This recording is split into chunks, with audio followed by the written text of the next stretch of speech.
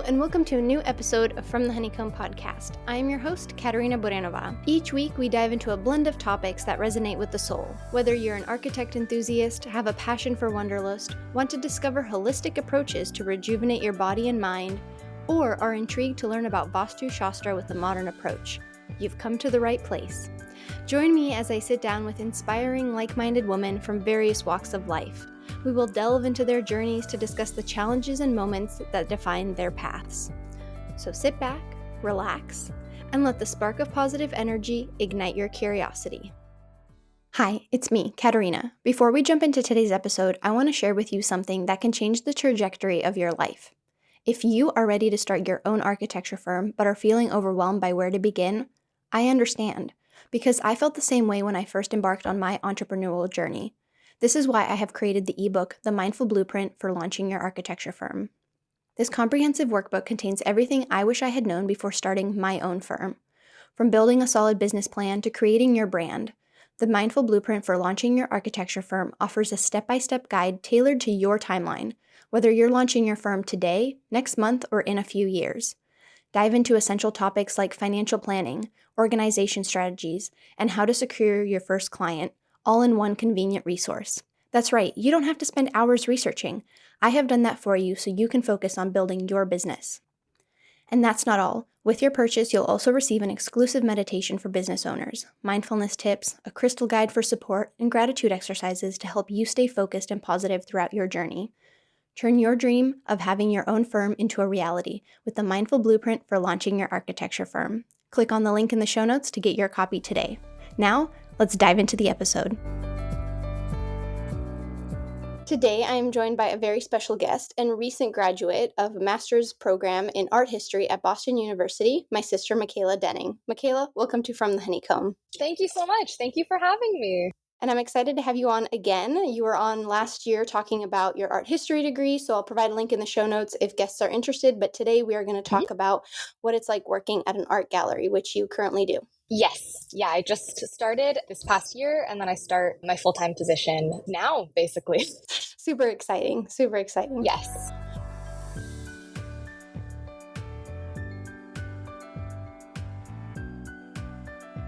So as you know, we begin every episode by sharing something that we are grateful for in the present moment. So what are you grateful for? You know, I'm really grateful for how much family I've been able to see the past month because of my graduation. You know, you came and your husband Jesse came and my dad came out, and of course, like my partner was there, and then my partner's brother is also visiting in a couple weeks, and then I was also in Colorado and I got to see all my family there. So it's just been like really nice to see everyone, especially after being in school. I feel like I was so busy and I didn't really have the opportunity to see people or visit them as much. And it was like a really great month where it feels like a lot of people made the time to see me, which is really lovely. That is so true. And I resonate with that. This past month Yes. has been a lot of family, and it is something when you don't live near family and all of a sudden you see a lot of family at once. It's just like, it's amazing to see everybody, and you're just like, oh my gosh, to catch up, and like everybody's changed, and like some people have, like our cousin in Colorado, you met her daughter for the first time. So like so much happened the last few weeks for sure with family. Absolutely. Yeah. And it's just nice to see everyone again, especially at such a pivotal point in my life as well. Mm-hmm. Absolutely. And your graduation was really cool, and it was awesome to see Boston. So that was a lot of fun. Yeah, that was awesome. I was super excited to have you guys here. For sure. No, the food was amazing. The architecture, I mean, we don't have to talk about the whole visit, but it was absolutely incredible. Yeah, I really wanted to fit in as much as I could in a short amount of time and really show you guys all the things I like, which is mostly the food. Yeah, we did eat a ton of food while we were in Boston. Like, I feel myself this week. I know we're going to get to art working at an art gallery, but quickly is like now I've been eating food at home, and I'm just like, I could never eat out for the next few weeks. But then like I'm already starting to miss some of the meals we've had, some of the restaurants, like Eastern Standard, phenomenal. So There's good. a few, yeah. The few Italian restaurants, phenomenal. I mean, just overall, so good food. Yeah, I was like, parents are in town, we're eating on their dime. I'm going to book the best places to go. Yeah, we definitely enjoyed ourselves. The tour you put together, the Freedom Trail tour that we got to walk, that was really cool, especially architecturally, because I know I asked you, can I see some more of the architecture? So it was really interesting to see Boston architecture, because I know, if listeners know, we lived in New England, so New Hampshire area for a while. And so Boston was a place we kind of came to, but I don't really remember it. So it was really great to see, some of the places that like we have pictures from childhood. And so like it was really cool to see so many of the historical spots as well, and get a refresher on early American history, like the Revolutionary War. It was like embarrassing how little I remember from school. That's okay. I don't even know if I don't remember how much I knew before I moved to Boston because it's so like in the fabric of the culture here, but I don't think you have anything to worry about. We grew up in California. We didn't like talk too much about New England history. People here don't learn about the gold rush. Very true. Very true. Yeah. All right. Well, let's dive into the episode. We went on a little tangent there.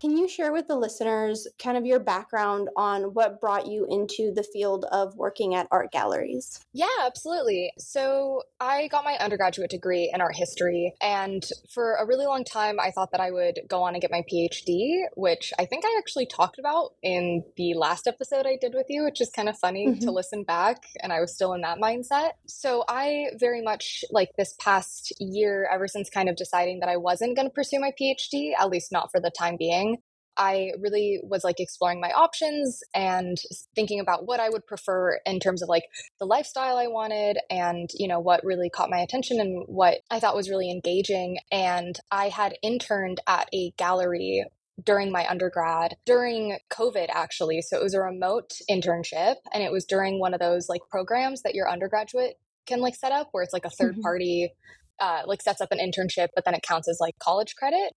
So I had done that and I really enjoyed my work there. It was a contemporary art gallery in London, and their focus was on international women artists. And that really aligns with my interests. I would say I just like to study women in art history. It doesn't really matter time or place. I just love to learn about the way women interact with art, whether that means like they're the artists or, even just non-artist women interacting with art and artists really fascinates me as well. So that really interested me the first time that internship I had remote. And that really made me want to intern at a gallery in person. And so I did another internship last summer here in Boston in person, which was awesome. I got to do in-person work at a gallery, which was it was really cool. I knew what to expect already because I had had that previous experience, and gallery work hadn't been totally unfamiliar to me, but it was very special to have that like other level of interacting in person with like artists and the art and the space itself. And yeah, so those two experiences kind of really piqued my interest or like started that ball rolling, I guess. And then from there, yeah, I just started applying to jobs and I got this one. I'm really happy about it. Yeah, congratulations. Thank you. You're welcome. No, I'm really proud of you. And I think it's amazing hearing now what you do at an art gallery, because previously, like, I knew art galleries, I've been in art galleries, but you don't know what the day-to-day person does in an art gallery. And so, like you said, you kind of already knew. There's Sicko. Sicko is making an appearance. That's Michaela's cat, by the way, Sitco. He's super cute. He just came into the camera frame. Yes, but he's named after the Sitco sign in Boston. Yeah, which is super cool. And I know this is like an audio, not a visual platform, but Sitco is this beautiful, what breed is he? He's a Maine Coon. Maine Coon. Absolutely gorgeous. So yeah, so if you can imagine a Maine Coon, that's little head just popped up in the video. Super cute.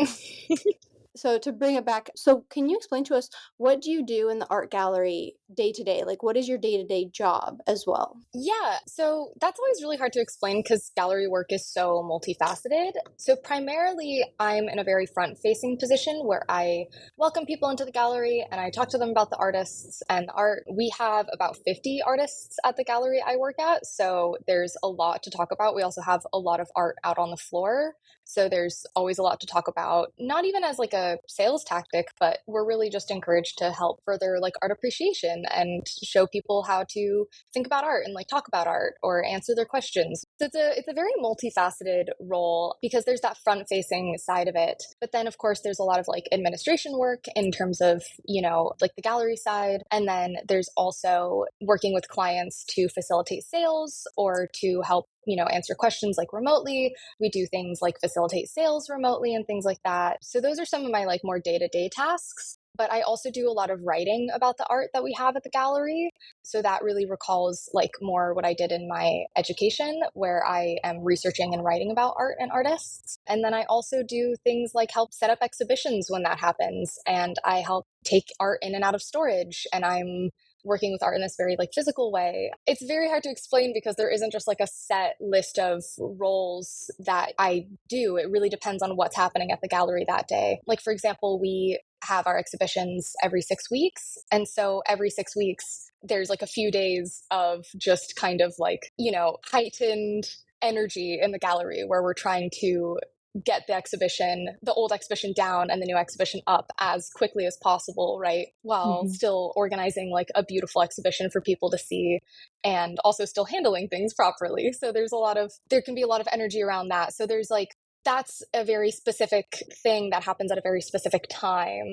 But then the rest of the time, that isn't what I do, if that makes Mm-hmm. sense, right? So it's really hard to explain because day to day it looks so different depending on what's happening. And like we have events. So sometimes I work special events, and those can be not even art related. Like we hold a lot of social like activism events in the space as well. So it really depends on what's happening every day. But day to day, on a very basic level, I talk to people about art. That sounds like a dream job. It's really cool. It's a lot of fun. I like that every day is different. I like that I go in Mm-hmm. not knowing how every day is going to look. It's kind of a desk job, like technically, but it's not really because I'm constantly on my feet and I'm constantly getting to work with art and handle art and talk to people. So it's really exciting and it's a lot of fun. I agree with what you're saying about not having the same thing to do day to day. Like it is a desk job, but you Hmm. are doing different things. And I love that because that just keeps the job interesting. And it's like you Hmm. are a multifaceted individual. So I feel like you looked for a multifaceted career and you've really found one. Absolutely. Yeah, absolutely. I don't think I'd be super happy like sitting behind a desk and typing in Excel all day, which feels really mean to say because like that's what my partner does and I know that's what a lot of people do. But I don't think it'd be my thing. No, for sure. And a few things I want to touch base on that you mentioned. And I know we talked a lot about while I was in Boston and I asked you a few questions. Some of the amazing things that I want to bring up in this episode too is we talked about, there's artwork in the art gallery that you see. So you walk Hmm. into an art gallery and those aren't all the pieces that No. your gallery has, which is incredible. Like you could have thousands of pieces in storage.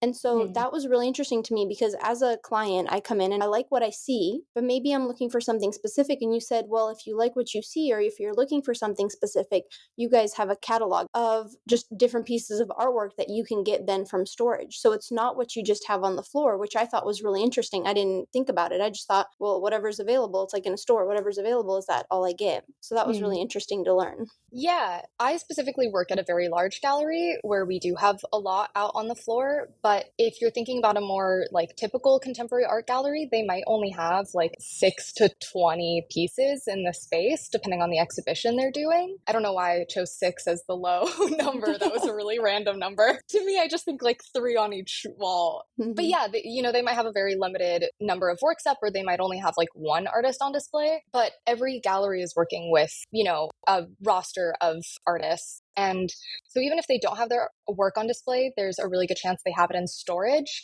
And even if they don't have it in storage, you can definitely talk to them and they'll be happy to like facilitate some kind of conversation between you and the artist and help you figure out something. They can reach out and be like, hey, what does the artist have that you might like? Or even if you want to do like a very specific commission, the gallery can help you seek that out with the artist and, conduct that conversation with the artist and everything. So yeah, but the gallery I work at specifically, we have a ton of stuff out on the floor and then we have a ton of stuff in storage as well. So we're always telling people like, if you don't see what you like on display, please let us know. We're happy to go through our database with thousands of pieces in it and help you find something that perfectly fits what you're looking for.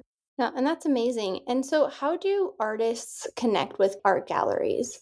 How do they get in contact? Do you have like, openings, or how does that work? Yeah, so that's a very complicated question. There's no like one answer to that. Hmm. And it's also difficult because I haven't directly done this myself. It's only what I've seen. So there is this caveat to what I'm about to say. But yeah, the way that galleries and artists connect. So galleries will represent artists, which is Hmm. a like professional, but also kind of a personal support. I mean, of course, it depends on the gallery, but they tend to have very close relationships in my experience from like what I've seen. So there's a lot of ways that can work. It can either be like they've seen the artist's career and they've watched them grow and they reach out to the artist, or they potentially meet the artist through like another artist they already represent at the gallery. We at the gallery that I work at, we have a lot of artists that are connected through their personal relationships. So, they all came to the gallery through like their connections to each other. But then a lot of galleries will like accept artist submissions at certain times.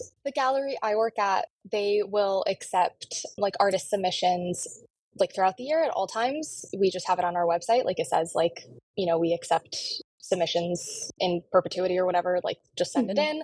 The gallery will look at it and, they'll review it from there and decide how they want to value it. Some galleries aren't as open about that. It really kind of depends. But yeah, so there's a lot of ways artists come into contact with galleries. It's definitely not one straightforward way, which I think is also what a lot of artists find challenging about being represented about galleries is it is very complicated and there isn't one path towards Hmm. it. But yeah. That's really interesting. And I know we talked about the commissions, like how does an art gallery make money?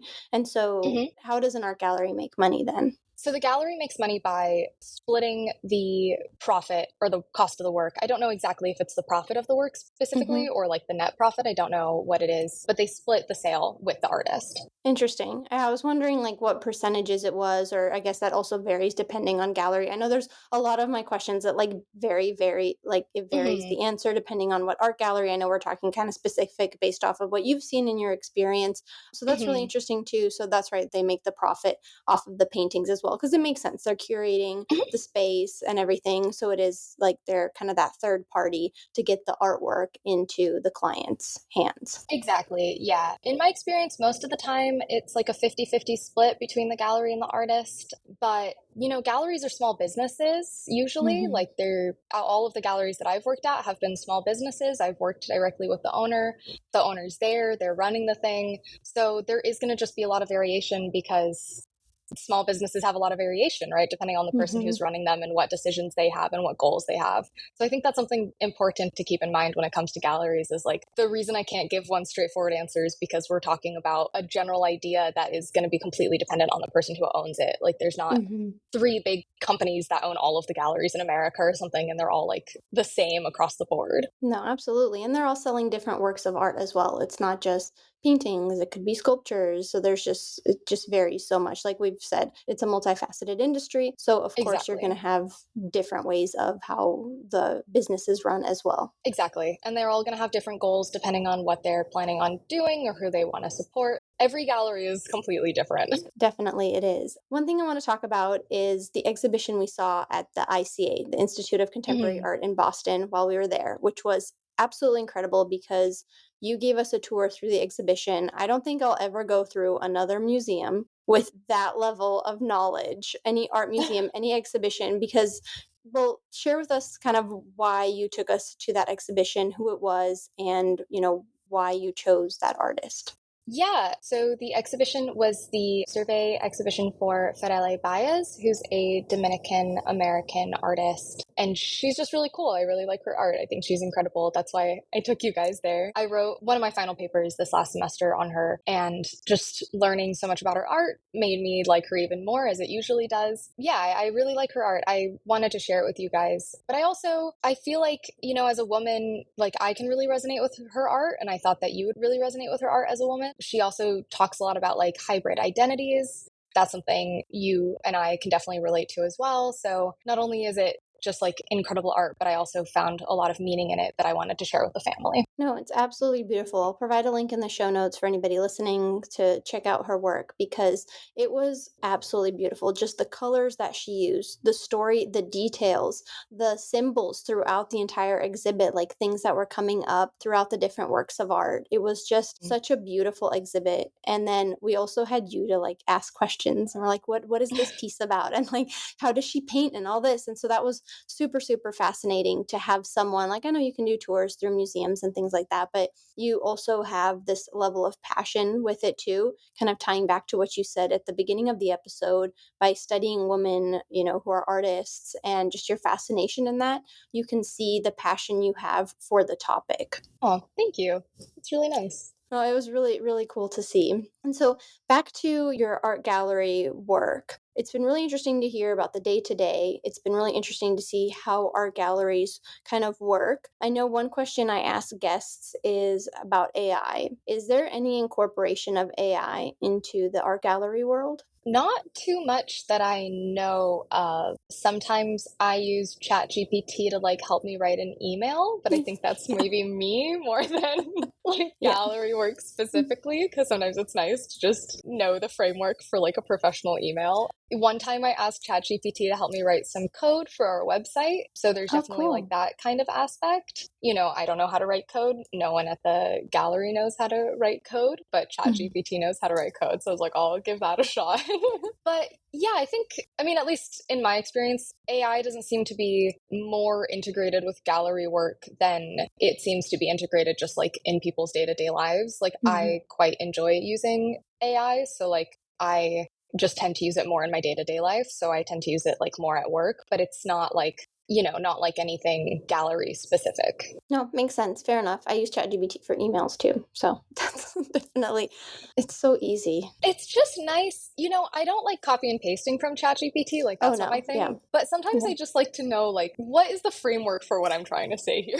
Yep, yep, yep, exactly, exactly. And so to tie in your art gallery experience and school and studying art history, one thing we talked about is what your classmates are studying and what professions they're going into. And if someone does want to work in an art gallery, is having an art history major kind of the road to working at an art gallery? Or can you do a different degree? And what did you see your classmates like? Where are they headed now? Yeah, wow, that's an interesting question. A lot of my classmates are still like searching for jobs. Art history is a really saturated field right now, so it is kind of difficult to get a job. So a lot of people are still looking for jobs. I think that people, a lot of the time with art history, their goal is to work in a museum. I know a lot of people go into like archival work as well, but gallery work is definitely an option. I have colleagues at the gallery I work at who also are art history majors or were art history majors, but there's also people who aren't art history majors. There's people who are, got their degree in fine arts. There are people who got their degrees in like adjacent humanities fields. I would say because gallery work is so multifaceted and because there tends to be a lot of different roles associated with like galleries, it's less of a requirement to have that art history background for certain aspects of gallery work. So it's not a requirement. Right. But yeah, my classmates, definitely lots of different places. I mean, art history is a very broad area, right? Like there's auction houses, there's museums, like I said, there's like archives, there's galleries, there's like corporate art areas that you can go into. So I think it really depends on like what that person's personal goals and interests are for sure. That's really interesting. And that made me think of another question is, so once you start working in an art gallery, is there, and I know this is so specific, this again, specific to your experience, is there like a hierarchy of employees? So like in architecture, you have the project architect, which is usually minus the boss is like the senior role. You have project manager, things like that. Is there kind of a way to move up in your career at an art gallery? Yeah, absolutely. Of course, like I said, it depends on the gallery and, of course, Yes. the size of the gallery. But yeah, like I am not the director of the gallery, right? There's somebody else who runs the gallery. So that would be like the highest position, at least other than like owning the gallery yourself, Mhm. being the director of an art gallery would be like that top position where you're like the top boss. And do you know how you can have your own art gallery? Like, is that something you'd ever want to have, like to start your own art gallery? I'm not sure yet. I don't know if I'd want to start. I'll have to see how things go. I have to gain a bit more experience. It all feels, I feel very like green, it's all very new. But no, I don't know too much about starting your own art gallery. The gallery I work at now has been long established, so I'm not too familiar with like that, Hmm. history, especially because it's been in Boston for like many decades now. So I'm sure starting a gallery now would be very different from how it was, decades Mm-hmm. ago. But the other galleries I worked at, they had been started by the women that owned them. I don't know exactly what that looks like, but both of those women decided that they wanted to start their own businesses and they chose to start an art gallery. That's really incredible. Obviously, having started my own business, I was kind of curious about that, and I Yeah. know you haven't started your own art gallery, but it's definitely something interesting. And another question I had was about social media. And Hmm. do art galleries, again, back to this is your experience, do you use social media to connect with artists or get traffic in, or do you at all have like a social media manager? Is that something that your art gallery does, or is it more word of mouth? It sounds like because it's been around so long, more people would know it than a new art gallery. No, I feel like social media is very important for art galleries, but also just businesses in general right now, right? Hmm. Like social media is a pretty important thing for any field that you're in. Any field, I should say, that you're front facing, and especially if you're trying to get clients specifically, like social media is very important for those kinds of areas of work. Every gallery I've worked at, social media has played a very important role. At the gallery I work at now, we do have somebody who does the social media specifically. Again, that just goes back to like the size of the gallery you're working at, how many people work there. But yeah, social media work has always been a part of what I've done working at galleries. It's a lot of just,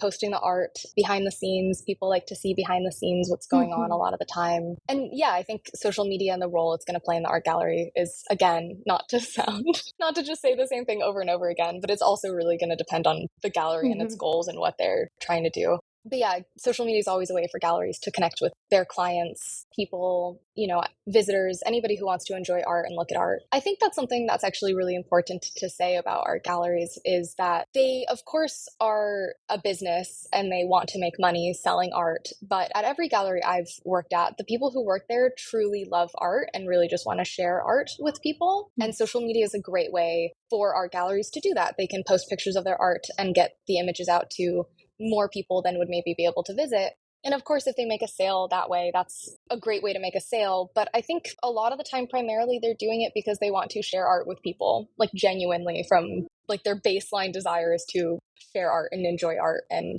have more people share and enjoy art as well. Mm. And so, are there art galleries you go to that you like to see, or that you go in for inspiration or to judge? I don't know. Like, I know, like as an architect, like when I see a building being built or something, like I'm Mhm. judging. I mean, I judge buildings all the time and things like that. But do you go to art galleries for inspiration, or do you like to go through and like look at, especially when you travel? So I guess first answer it locally, and then when you travel, do you seek out any art galleries just to kind of see, what our art galleries doing elsewhere? Yeah, absolutely. Yeah, art galleries always have like a lot of fun events, because they tend to be these like spaces for like art appreciation. They also tend to have a lot of events. And so art galleries in Boston have like nights where they're open later and, they have like exhibition openings, which are always super fun.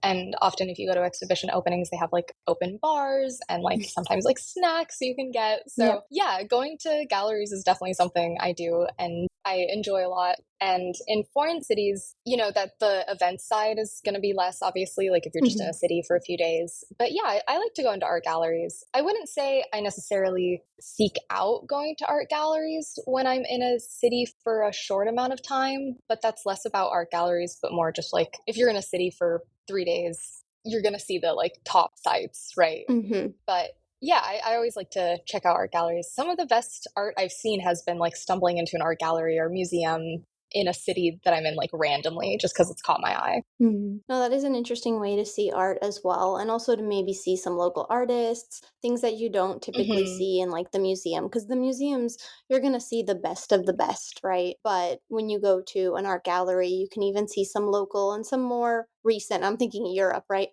Some more recent art, not art from like Van Gogh, or I know we both like the Reich Museum in Amsterdam, so like a lot of the work there, Vermeer, and all that. So I think going to an art gallery too. You can kind of see what's kind of local, what's the trends and things like that. And so speaking of trends, do you see trends in art galleries? Like, is there, I know it's only been a few years you've been working, but even like seasonally or things like that, any sort of trends as far as artwork or maybe when art sales come in? There's like always big trends in art, and like artists will be more popular, certain types of art will become more popular. Always, there's always trends. Art is a very trend following field. Contemporary art, I should say, contemporary art specifically. Like if you're thinking about the classic contemporary art gallery, they're going to be very privy to like what's happening in the art world. And one thing I remember now when we were in Boston, you had said also an interior designer came in, which I kind of, Mhm. it makes sense that an interior designer would create a relationship with an art gallery.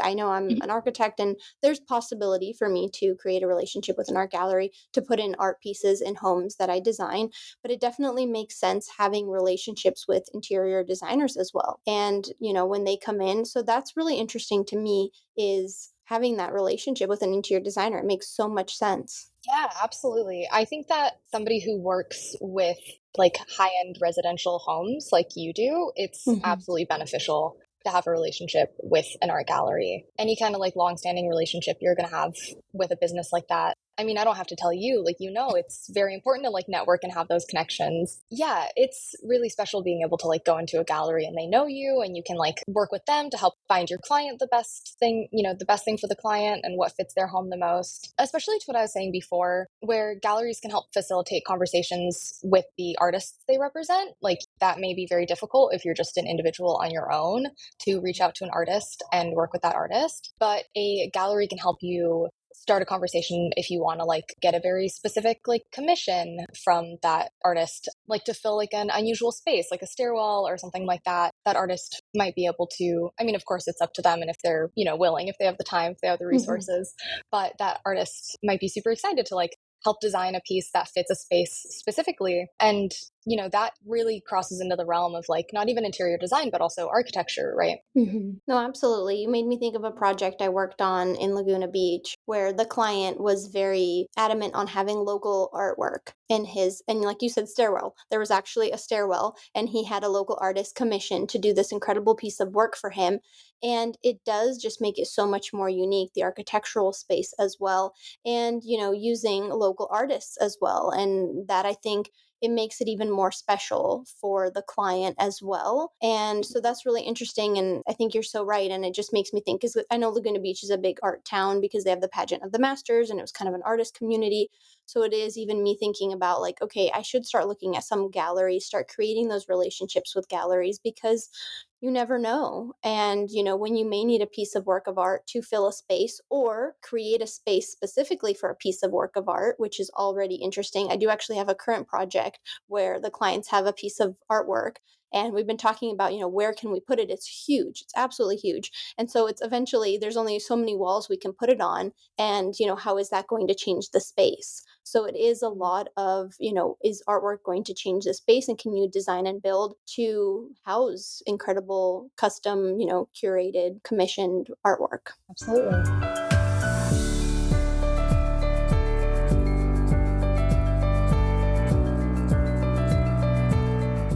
Well, Michaela, thank you so much for taking the time to come on From the Honeycomb and talk about, what it's like working at an art gallery. This was really, really interesting. Yeah, thank you so much for having me. I was excited to talk about it. It's always fun to talk about art and talk about the way people can also get art into their homes.